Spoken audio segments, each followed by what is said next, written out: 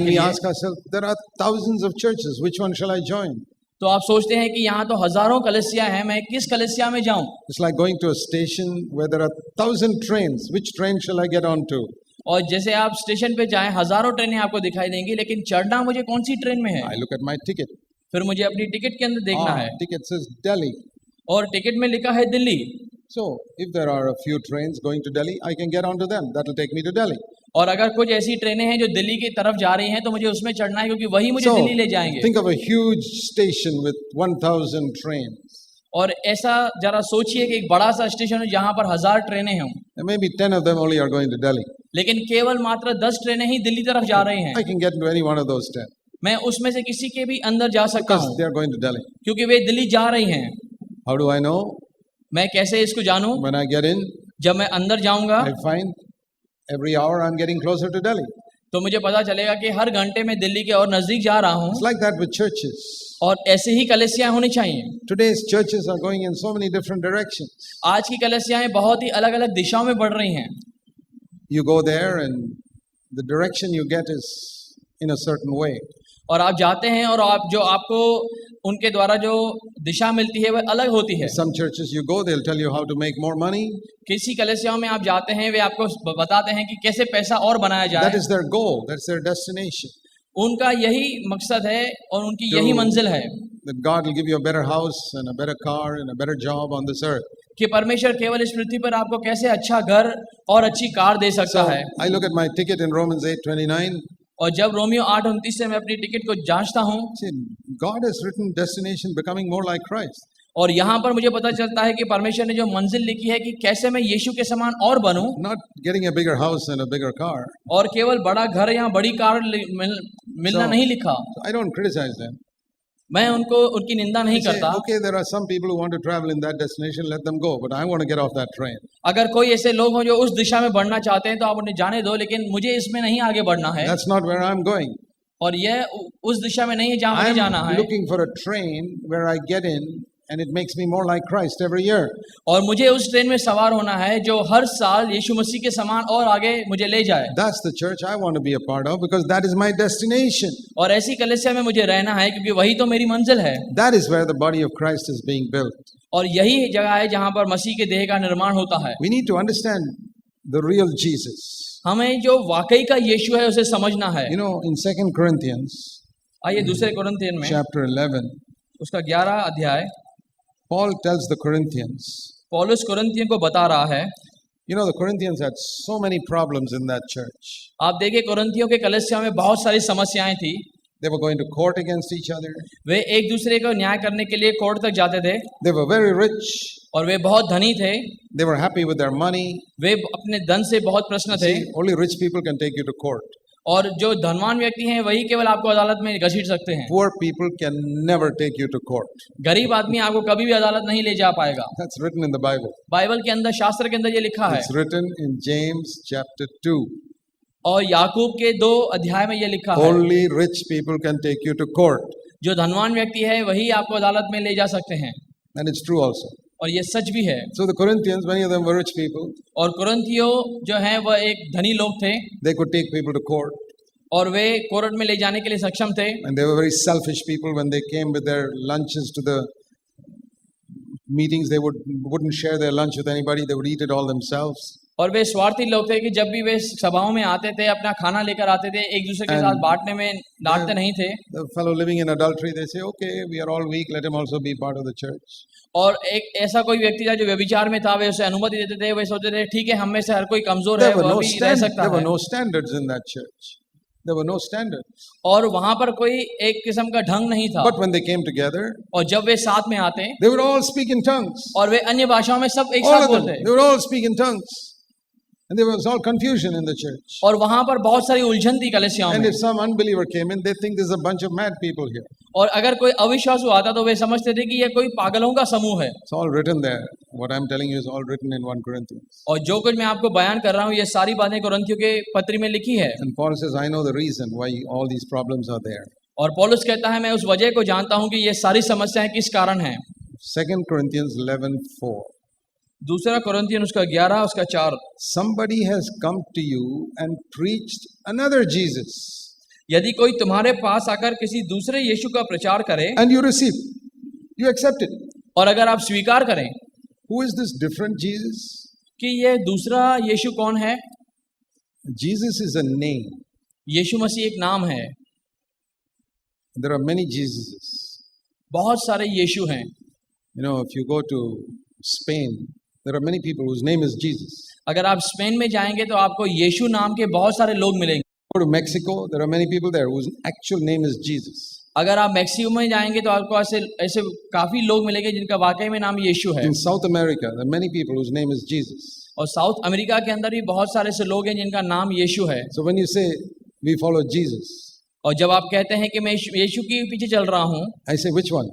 तो मैं पूछूंगा कौन सा यीशु, The one in Mexico or Spain कि जो मैक्सिको में है या स्पेन में रहता है, or the one in the New Testament? या फिर वह जो नए करार में दर्शाया गया है। How to know which one you are following?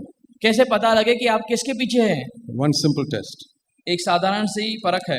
The one in the Bible, जो शास्त्र में है it's written in Matthew 1:21, वह मत्ती का 1 उसका 21 में लिखा है that you shall call his name Jesus because he will save his people from their sins. तो उसका नाम यीशु रखना क्योंकि वह अपने लोगों को अपने पापों के दंड से बचाएगा। So the real Jesus is one who saves us from our sins. तो वाकई में जो यीशु है वह है जो हमें अपने पापों से बचाता है। But if you go to a church which talks about Jesus and you're not saved from your sins, लेकिन आप ऐसी कलीसिया में जाते हैं जो यीशु के विषय में बातें तो करती हैं लेकिन पाप को छुटकारे के विषय में नहीं बताते you're हैं। defeated by the same old anger you were defeated 25 years ago, तो फिर 25 साल पहले जिस बात से आप भरमाए गए उसी बात से आज भी आप or भरमाए it has जाते हैं become worse, और आप दुर्दशा में होते हैं। and you're still watching internet pornography. और फिर आज भी कंप्यूटर इंटरनेट पे आप अश्लील जो है अश्लीलता को देखते हैं। I say, which Jesus is that?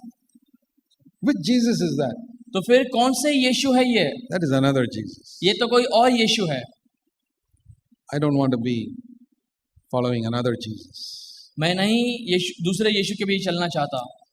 I want to be in a church that gathers around the name of Jesus who saves people from their sins. मैं उस कलीसिया में जाना चाहता हूं कि जो इस नाम से इकट्ठा हो और वह नाम यीशु हो जिसने पापों से छुटकारा दिया। Not in the name of Jesus who makes you rich. और उस यीशु के नाम से नहीं जो केवल धनी बनाता है। Not even in the name of a Jesus who heals you of your sickness. और केवल उस यीशु के नाम से नहीं जो बीमारी से चंगाई देता है। I'll tell you honestly. मैं आपको सच में बता रहा हूँ। I would rather keep all my sicknesses and be saved from all my sins. Even if I have sicknesses and I'm not healed, that's okay if I'm saved from all my sins. अगर मैं अपने पापों से बचाया जाता हूँ इसके बावजूद कि मेरे पास में चंगाई नहीं हो और मैं बीमारी रहूं, Because sickness can never send me to hell. Sickness can never send me to hell. क्योंकि जो बीमारी है वह मुझे नरक नहीं ले जा Do सकती। you think if you have cancer, you'll go to hell? क्या आप समझते हैं कि अगर आपके पास कैंसर हो तो आप नरक जाएंगे? Or you have the swine flu, you'll go to hell? क्या आपके पास स्वाइन का बुखार हो तो आप नरक जाएंगे? If you have AIDS, will you go to hell?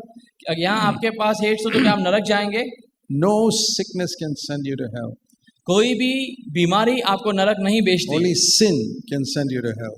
लेकिन यह पाप ही है जो आपको नरक ले जाता है। So I am more desirous to be free from sin than I am from sickness. तो मेरे पास ये ज्यादा इच्छा है कि मैं पाप से मुक्त हूँ इससे पहले कि मैं बीमारी से मुक्त होना चाहूँ। I also want to be healed from sickness. मैं चाहता हूँ कि बीमारी से भी मैं बाहर But निकलूं, that is not number one.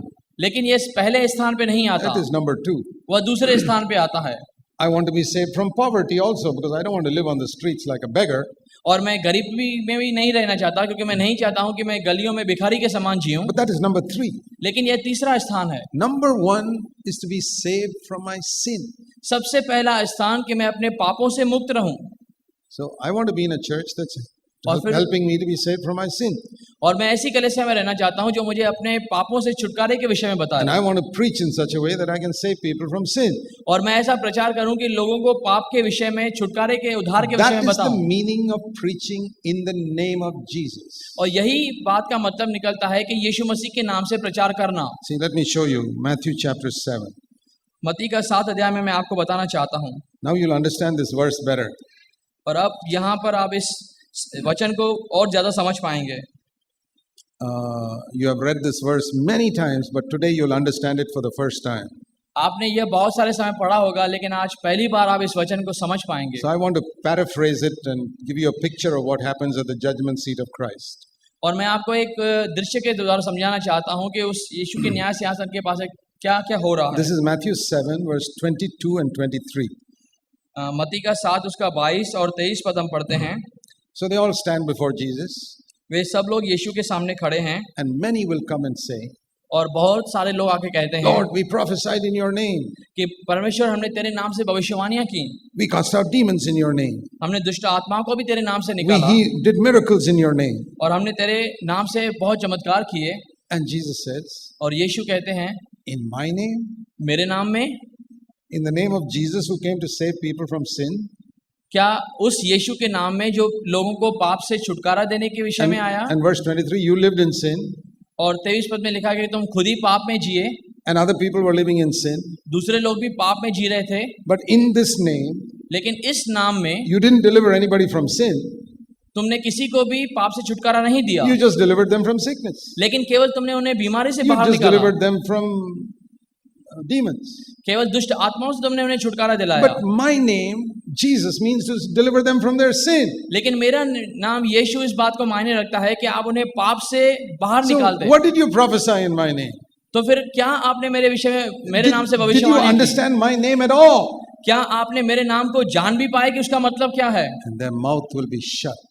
और फिर उनका मुंह बंद हो गया, Because the meaning of that name was written in the first page of their Bibles, क्योंकि उस of their नाम, New Testament. उनका जो नाम का मतलब है वह नए करार के पहले ही पन्ने में लिखा हुआ है। They can't say, we didn't know the meaning of your name. वे ऐसा नहीं कह सकते कि यीशु हम तेरे नाम का अर्थ ही नहीं The जानते, Lord will say, it's in the first page of your New Testament. How can you say you didn't know the meaning of it? क्योंकि परमेश्वर उनसे कहेगा कि तुम्हारे नए करार के पहले पन्ने में उसका मतलब है, तुम कैसे कह सकते हो कि उसका अर्थ हमें नहीं पता। Even if people have not read the New Testament, at least they read the first page. हो सकता है लोगों ने नया नियम पूरा न पढ़ा हो, लेकिन इतना तो उन्होंने पहला पेज तो पढ़ा ही You don't होगा। have to go past the first page to know the meaning of the name of Jesus. You don't have to go past the first page. और आपको पहले पन्ने को उड़ने की जरूरत नहीं है, क्योंकि वहीं पर उसका मतलब लिखा है। And so how can you say, in your name, we did all the other things? और कैसे आप कह सकते हैं कि तेरे नाम में हमने सारी इन बातों को दूसरे In को your किया, name, we never delivered anybody from sin, but we taught them how to make money. कि तेरे नाम से हमने लोगों को पापों से छुटकारा नहीं दिया, लेकिन और सारी चीजों से छुटकारा मिला। And in your name, we passed a bag around and collected money from people. तेरे नाम से ही हम लोगों ने थैलियां घुमाई और लोगों से धन इकट्ठा किया। Where do you think Jesus is going to send all these deceiving preachers? आप सोचिए जरा, इन सारे धोखा देने वाले प्रचारकों को यीशु कहां पर The भेजेंगे? Lord says, verse 23, get away from here. और 23 पद में ऐसा लिखा गया है कि मुझसे दूर चले जाओ, You never knew my name. आप नहीं जानते मेरे नाम को I never knew you. और मैं तुम्हें नहीं जानता। It's a very serious thing. पर यह बहुत गंभीर मुद्दा है। These people are not building the church. ये लोग ऐसे हैं जो कलीसिया को नहीं बनाते।